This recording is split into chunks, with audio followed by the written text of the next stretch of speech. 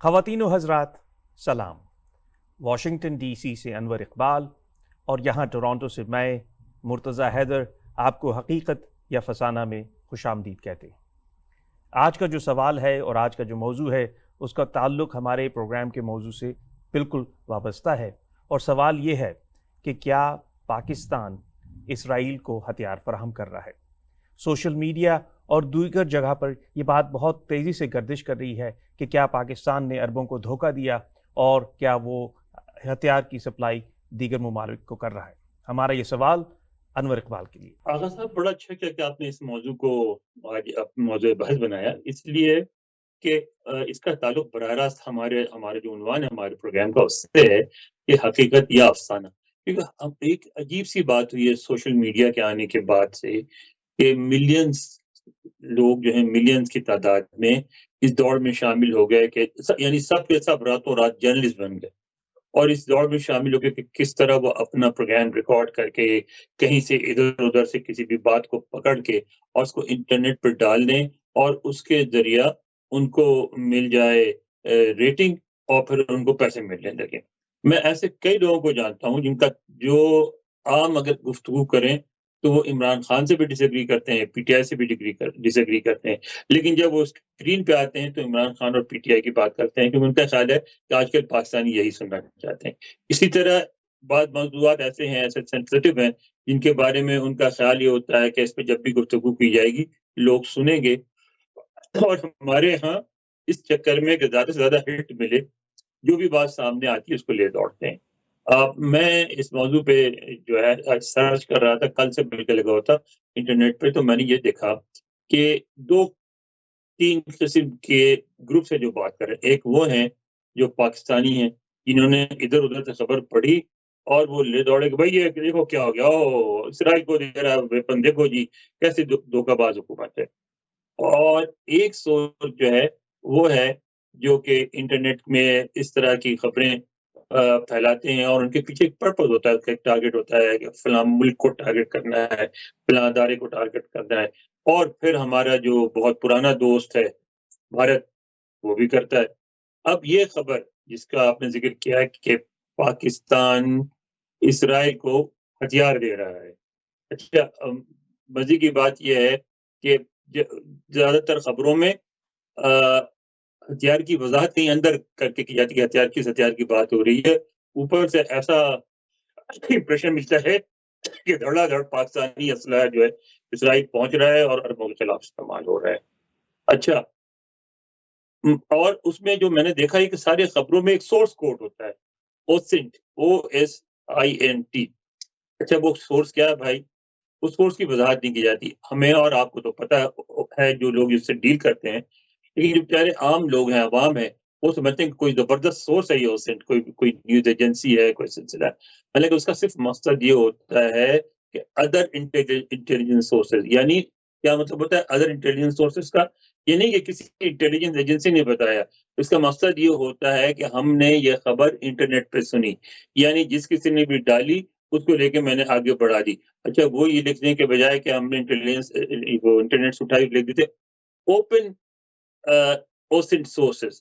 Open اوسنٹ sources ایسا لگتا ہے کہ جیسے کوئی CIA کا یا ISI کا یا را کا یا KGB کا کوئی بندہ آ کے براہ راست. انور، یہ پہلے کہا جاتا تھا کہ دروغ بر گردن راوی، تو اب اس کو کہہ سکتے ہیں کہ دروغ بر گردن انٹرنیٹ، کیونکہ ہر شے جو ہے وہ انٹرنیٹ پہ ایک دفعہ آ جائے تو چلاکی کر رہے ہیں نا، چلاکی کر رہے ہیں. اگر انٹرنیٹ کہتے تو ان کی بات میں اثر نہیں ہوگا. اب میں نے اس پہ جو تصدیق کی دیکھیں بتاتا ہوں. پہلی بات یہ ہے کہ اوسنٹ کے سورسز سے چل رہی ہیں. دوسری بات ہوتی ہے کہ پھر کہتے ہیں کہ نہیں جی یہ وائیون نے دیا ہے، ٹھیک ہے، WION. اب یہ کیا ہے؟ یہ انڈین میڈیا سروس ہے، ٹھیک ہے، جن کا ریڈیو بھی ہے، ٹی وی بھی ہے، نیوز سائٹ بھی ہے، وہ کرتے ہیں. پھر اکنامک ٹائمز نے سب سے پہلے دیا جی. اکنامک ٹائمز آف انڈیا سے وابستہ ہے، اور ٹائمز آف انڈیا BJP سے وابستہ ہے، اور BJP جتنی محبت کرتا ہے پاکستان سے آپ کو اچھی طرح پتہ ہے.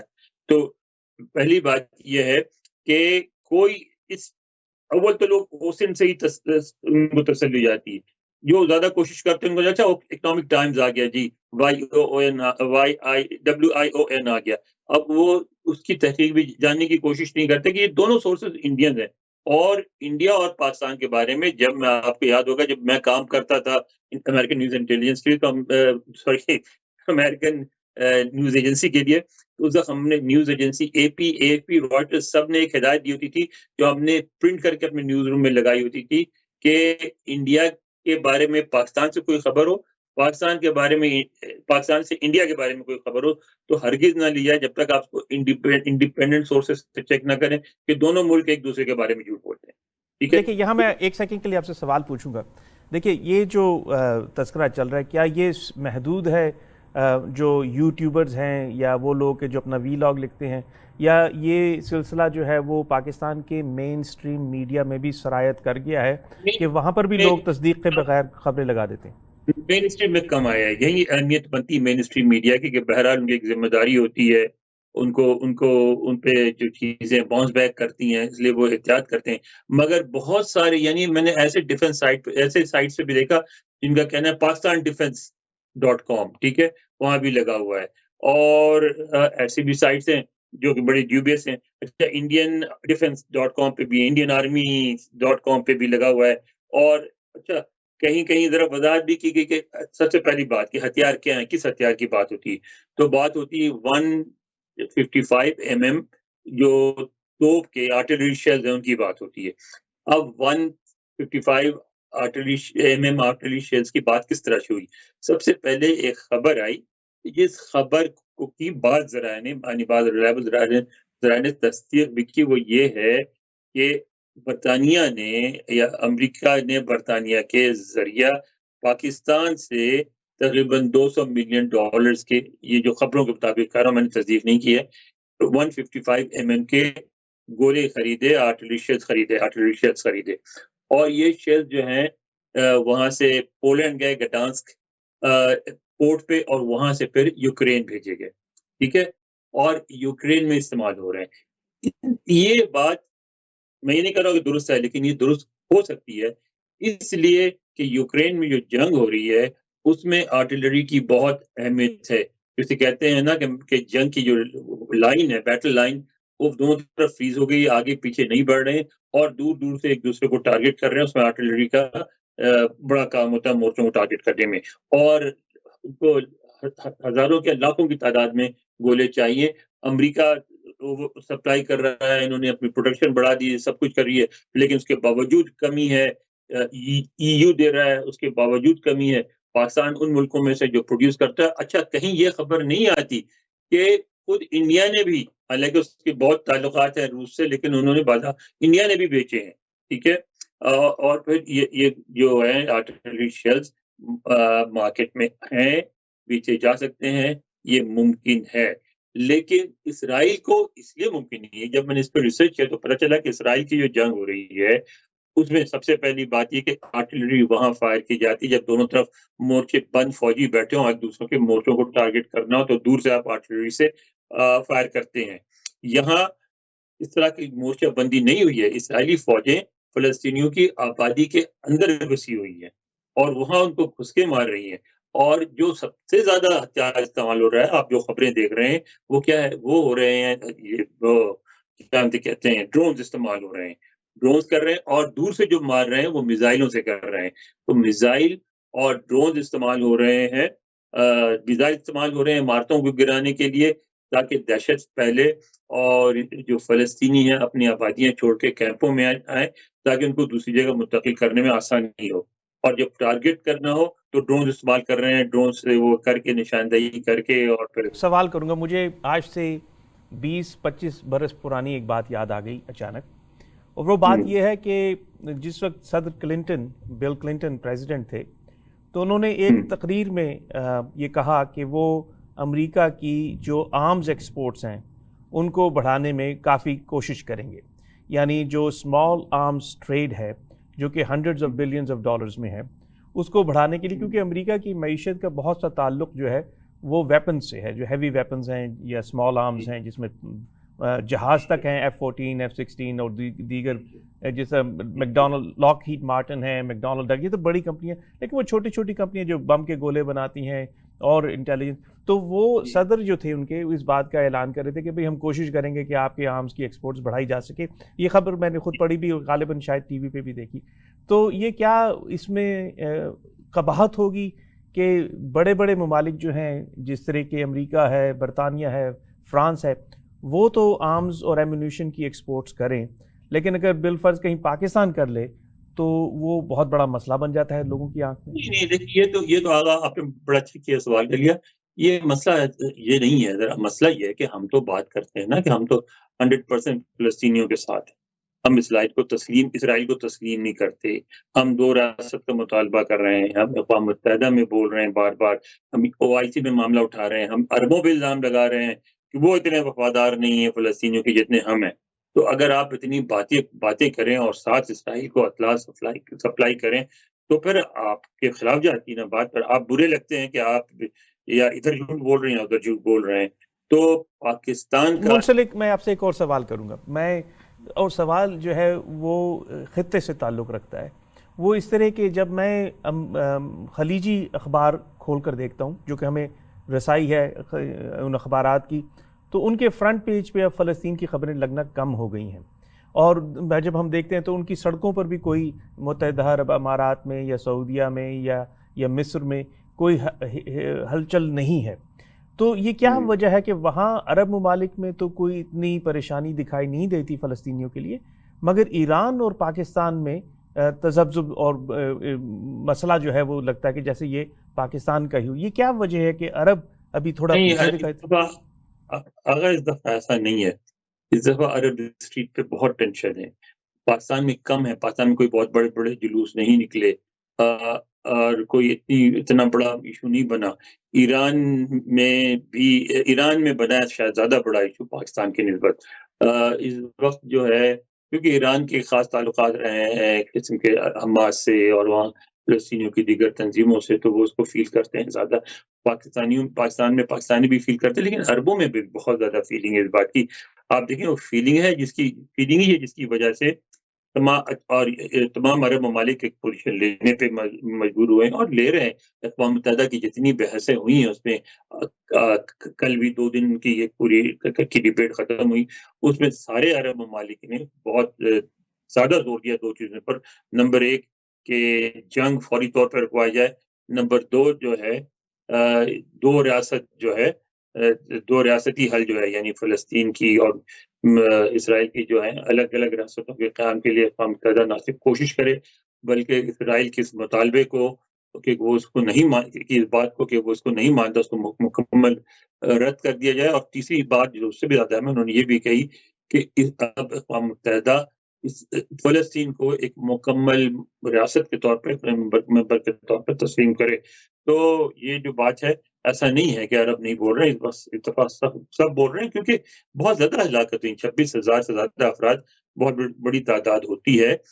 لیکن مسئلہ ہے یہ تو چلتا رہے گا. جو میں کہنا چاہ رہا تھا وہی کہنا چاہ رہا تھا کہ اس میں یہ نہیں کہہ رہا ہوں کہ آپ عربوں سے محبت کا اظہار کریں یا آپ پاکستانی ہونے کا ثبوت دیں یا وہ کریں. میں یہ کہہ رہا ہوں کہ بھائی اگر آپ چاہیں آپ صحافی ہیں یا نہیں ہیں, جب خبر کو آپ آگے بڑھاتے ہیں تو آپ رپورٹر بن جاتے ہیں. جب آپ رپورٹر بن جاتے ہیں تو اگر رپورٹر آپ پہ کچھ اخلاقی جو ہیں تقاضے ہوتے ہیں, کچھ آپ پہ ذمہ داریاں آتی ہیں, آپ کو ان ذمہ داریوں کو ہر قیمت پہ نبھانا چاہیے. اس کا نمبر 1 ذمہ داری یہ ہے کہ آپ تحقیق کریں, جا کے دیکھیں. نمبر 2 ذمہ داری ہے کہ خبر دیتے ہوئے آپ یہ نہ دیکھیں کہ آپ کی پارٹی یا آپ کے گروپ کو سوٹ کرتی ہے یا نہیں کرتی ہے, بلکہ آپ وہ خبر دیں جو درست ہے, جو نہیں ہو نہ دیں. اب میں یہ دیکھ رہا ہوں, یہ جو خبر ہے اسرائیل والی, اس کو سوشل میڈیا پہ دیکھیں تو جو اس وقت موجودہ حکومت کے مخالفین ہیں وہ دھڑا دھڑ اس کو فارورڈ کر رہے ہیں, یہ سوچے کہ اس کے موجودہ حکومت کو نقصان پہنچے گا, اور یہ نہیں سوچ رہے ہیں کہ اس سے پاکستان کو نقصان پہنچے گا. اور سب سے بڑی بات ہے کہ آپ کی جو خبریت ہے, آپ کی جو ایک حیثیت ہے نیوز مونگر کے طور پہ, اس کو نقصان پہنچے گا. تو آپ کو ایک صحافی کے طور پہ اپنی ذمہ داری نبھانی چاہیے اور غلط خبر دینی نہیں چاہیے. اور اس کے بعد ایک پاکستانی بھی ہیں ہم اور آپ سب, اور ہمیں کوئی ایسی خبر اگر سچ ہے اور خبر درست ہے اور اس میں اگر پاکستان کی سبکی ہوتی تو ہماری مجبوری, ہم کیا کر سکتے ہیں, ہم تو صحافی ہیں صرف, ہم نے تو خبر نہیں ایجاد کی. اگر پاکستان نے کوئی ایسا کام کیا جس میں پھنسا ہے تو وہ کہاں کام کرنے والوں کی ذمہ داری ہے. اچھا انور، لیکن اس میں ایک چیز جو میں نے محسوس کی، آپ نے بہت عرصہ پہلے صحافت میں تعلیم حاصل کی اور مجھے بھی موقع ملا یہاں کینیڈا میں صحافت میں تعلیم حاصل کرنے کا. تو ایک کورس جو ہم نے پڑھا وہ تھا کاپی ایڈیٹنگ کا، جس میں ایڈیٹر کو سکھایا جاتا تھا کہ جب رپورٹ فائل ہو جائے رپورٹر سے تو آپ نے اس میں فیکٹ چیکنگ کیسے کرنی ہے. تو وہ ایڈیٹنگ تو ہو ہی رہی ہے، اس کے ساتھ فیکٹ چیکنگ ہوتی تھی کہ ہر شے کو فون کر کے پوچھا جاتا تھا کہ فلاں شخص کی اگر عمر کا تذکرہ ہے سٹوری میں تو اس شخص کو فون کر کے کنفرم کرتے تھے کہ بھئی آپ کی عمر ہمیں پتہ چلی یہی ہے. اگر کوئی ان سے کوئی کوٹ ہے تو ان سے وہ کوٹیشن کنفرم کی جاتی تھی. تو ایسا تو نہیں کہ پاکستان میں نہ صرف سوشل میڈیا میں، تو ظاہر ہے جو وی لاگرز ہیں یا جو یوٹیوبرز ہیں ان کے پاس تو ایڈیٹر نام کی کوئی شے نہیں. تو کیا اخبارات میں اور ٹیلی ویژن میں بھی وہ جو ایڈیٹر کا رول تھا وہ کمزور ہو گیا یا ختم ہوتا جا رہا ہے؟ بالکل کمزور ہوا ہے. پہلی والی بات بالکل نہیں رہی ہے. ہیں ایڈیٹرز موجود، کم از کم مانے ڈان میں تو ابھی اسٹرانگ نیوز ڈیسک ہے، کافی اسٹرانگ نیوز ڈیسک ہے، لیکن بیشتر اداروں میں جو نیوز ڈیسک کمزور ہوا ہے، ان کے اختیارات میں کمی آئی ہے. ایڈیٹر کا تو وجود ہی بہت سارے اداروں میں ختم ہو گیا. مالک ہی ایڈیٹر ہوتا ہے اور جو مرضی فیصلے کرتا ہے، اور جس کی وجہ سے آپ نے دیکھا ہے معیار کہاں سے کہاں پہنچ گیا. کیونکہ ہر ادارے کی طرح نیوز میڈیا کو بھی چلانے کے لیے آپ کو پروفیشنل چاہیے. جب تک پروفیشنل بندہ نہ ہو وہ نہیں چلتا. لیکن ہمارے یہاں کوئی ایسا سلسلہ جو ہے، آپ کو یاد ہوگا جب ہم نیوز میں کام کرتے تھے میں اور آپ، یہ 1990 کے شروع کی بات ہے، تو ہماری ایڈیٹر ڈاکٹر ملیحہ لودھی ہوا کرتی تھیں. طلعت حسین جو ہیں وہ ہمارے سب ایڈیٹر ہوتے تھے. پھر ان کے بعد کو 5 لوگ اور ہوتے تھے کہ جو نیوز ڈیسک پہ بیٹھتے تھے، جن کا کام یہ ہوتا تھا کہ وہ ہر شے کو دیکھیں کہ جو پرنٹ ہونے جا رہی ہے. اور وہ بخاری صاحب ہوتے تھے، سلیم بخاری صاحب، جو اس پرنٹ ہوئے پیج کو پڑھ کر جاتے تھے کہ جب وہ اخبار چھپ جاتا تھا رات 12:30 بجے تو وہ پہلی کاپی لے کے ہم بیسمنٹ سے آتے تھے اوپر، بخاری صاحب کو دکھاتے تھے اور پھر بخاری صاحب اس کو دیکھتے تھے کہ کم سے کم ہیڈنگز ہیڈ لائنز صحیح. وہ سارا جو ادارہ تھا، ادارت کا ادارہ، یعنی جو ایڈیٹرز کا رول تھا، جس میں بخاری صاحب جیسے لوگ اور ہمارے دوست طلعت حسین جیسے لوگ، وہ سب کا سب مجھے لگتا ہے کہ اب ناپید ہو گیا. ایسے کوئی لوگ نظر نہیں آتے. اب ہر شخص رپورٹنگ نہیں ہوئے ہیں، موجود ہے، کام بھی کرنے کی کوشش کرتے ہیں. لیکن ہوا یہ ہے کہ جو میڈیا کے ادارے ہیں ان پہ پریشر بن گیا سوشل میڈیا کا. ہوتا یہ کہ ایک خبر جو ہے اب 24 گھنٹے گزر چکے ہیں اور ابھی تک تحقیقات پہ لگے ہوئے ہیں، اور سوشل میڈیا میں لاکھوں بلکہ ملینز ٹویٹس ہو چکی ہیں اور فیس بک پہ آ چکی ہے ہر جگہ. پھر آپ پہ پریشر ہوتا ہے کہ آپ تو اتنے پیچھے رہ گئے ہیں، آپ کو بھی خبر دینی ہی ہے. پھر اکثر ایسا ہوتا ہے کہ پھر آپ کا جو اپنا معیار ہے وہ کمزور پڑ جاتا ہے اور آپ سوشل میڈیا کے دباؤ میں آگے خبر دے دیتے ہیں. انور، آپ کا بہت شکریہ ہمارے ساتھ جڑنے کا اور بتانے کا کہ خبر میں حقیقت کیا تھی، فسانہ کیا تھا، اور یہ کہ صحافیوں کی ذمہ داری کیا ہے. بغیر تحقیق کے کسی بات کو آگے بڑھانا جو ہے وہ مناسب نہیں ہے. لہٰذا ضروری ہے وہ لوگ کہ جو باقاعدہ صحافی نہیں ہیں وہ بھی، چاہے آپ وی لاگر ہوں یا بلاگر ہوں، کوشش کیجئے کہ جو صحافت کے سٹینڈرڈز ہیں ان کو فالو کر سکیں. انور، بہت نوازش. خواتین و حضرات، اب یہاں ہم اپنے اگلے سیگمنٹ کی طرف چلتے ہیں. اس پروگرام میں ہماری خواہش ہے کہ ہم آپ کو گاہے بگاہے اچھی کتب سے متعارف کراتے رہیں. اور آج کی جو ہم نے کتاب چنی ہے اس کے مصنف ہیں ڈاکٹر اختر حمید خان، اور کتاب کا نام ہے اورنگی پائلٹ پروجیکٹ. جو لوگ کراچی سے ہیں وہ واقف ہیں اورنگی سے بھی، اور شاید وہ واقف ہوں اورنگی پائلٹ پروجیکٹ سے. اس کتاب کو آپ کے لیے سلیکٹ کرنے کے بہت سی وجوہات ہیں. پہلی وجہ یہ کہ ہم الیکشن کے دور میں داخل ہو چکے ہیں. اگلے ماہ فروری میں پاکستان میں الیکشن ہوں گے. تو اگر آپ اس الیکشن کو، چناؤ کو دیکھیں اور دیکھیں کہ لوگوں کے بڑے مسائل کیا ہیں، تو وہ یہی ہیں کہ روزگار نہیں ہے، گلیاں ٹوٹی ہوئی ہیں، پانی نہیں آتا نلکوں میں، بجلی جو ہے وہ کبھی آتی ہے کبھی نہیں آتی، سویج ٹریٹمنٹ نہیں ہے ہی سرے سے ہی پاکستان میں سویج کی ٹریٹمنٹ نہیں ہے، اور اسی طریقے سے جو ویسٹ ڈسپوزل ہے وہ کہیں ہے کہیں نہیں ہے. بہت عرصہ پہلے ڈاکٹر اختر حمید خان نے یہ اورنگی پائلٹ پروجیکٹ بنایا اور بتایا کہ کس طریقے سے ویسٹ ٹریٹمنٹ کو کمیونٹی کے ذریعے بنایا جا سکتا ہے، اور لوگ اپنی مدد آپ کے تحت کس طریقے سے ویسٹ ٹریٹمنٹ اور یہ جو میونسپل سروسز جو ناپید ہیں پاکستان میں، کیا کمیونٹی خود آرگنائز ہو کے کر سکتی ہے. اختر حمید خان صاحب سول سرونٹ تھے. انہوں نے اپنی سول سروس کا آغاز اس وقت کے ایسٹ پاکستان سے کیا اور اس کے بعد کراچی منتقل ہو گئے، اور ایک عرصہ دراز تک وہ فلاحی کاموں سے منسلک رہے. یہ کتاب اورنگی پائلٹ پروجیکٹ، یہ وہ کتاب ہے اور یہ وہ پروجیکٹ ہے کہ جس کا تذکرہ آپ کو ورلڈ بینک کی تقریباً ہر اس کتاب میں ملے گا جس کا تعلق اربن ڈیولپمنٹ سے ہے یا اکنامک ڈیولپمنٹ سے ہے، کیونکہ اورنگی پائلٹ پروجیکٹ ایک سٹینڈرڈ بن گیا ہے پوری دنیا میں کہ بتایا جا سکے کہ لوگ اپنی مدد آپ کے تحت کس طریقے سے اپنی لیے پانی، بجلی یا یہ ویسٹ ٹریٹمنٹ کو اور گلیوں کی صفائی کو بنا سکتے ہیں۔ انہی کے لگائے ہوئے پودوں سے پھر بعد میں بہت سارے پروجیکٹس ملک جو تھے، جیسا کہ پاکستان میں نیشنل رورل سپورٹ پروگرام ہے، اور اس طرح کے بہت سارے ادارے انہی سے اختر حمید خان صاحب سے متاثر ہو کر چلے۔ میری خواہش ہوگی، ہماری خواہش ہوگی کہ آپ یہ کتاب ضرور لیں یا اورنگی پائلٹ پروجیکٹ کے بارے میں ضرور پڑھیں، تاکہ یہ جان سکیں کہ جب آپ نے ووٹ دے دیا اور آپ نے اپنے نمائندے الیکٹ کر لیے اور وہ نمائندے اسمبلیوں تک پہنچ گئے اور انہوں نے اسمبلیوں میں اپنے سال بھی گزار لیے اور آپ کی سڑکیں ابھی بھی ٹوٹی ہیں، آپ کے گلیوں سے ابھی بھی کوڑا کرکٹ اٹھایا نہیں جا رہا، تو تب آپ کو یہ یاد ہونا چاہیے کہ اورنگی پائلٹ پروجیکٹ بھی ایک طریقہ تھا کہ لوگ اپنی مدد آپ کے تحت ریاست کی کمزوری کی موجودگی میں بھی گلیوں کو ٹھیک کر سکتے ہیں، واٹر سپلائی کو ٹھیک کر سکتے ہیں، سویج ٹریٹمنٹ پلانٹ کو ٹھیک کر سکتے ہیں اور سویج ٹریٹمنٹ کو بنا سکتے ہیں اور ٹرانسپورٹیشن کا ایک نظام بنا سکتے ہیں۔ اختر حمید خان صاحب پاکستان کے بہت بڑے محسن، اور پاکستان کا نام انہوں نے اورنگی پائلٹ پروجیکٹ کے ذریعے ان تمام کتب تک پہنچایا کہ جن کا تعلق انسان کی فلاح سے۔ اپنا خیال رکھیے، شکریہ، خدا حافظ۔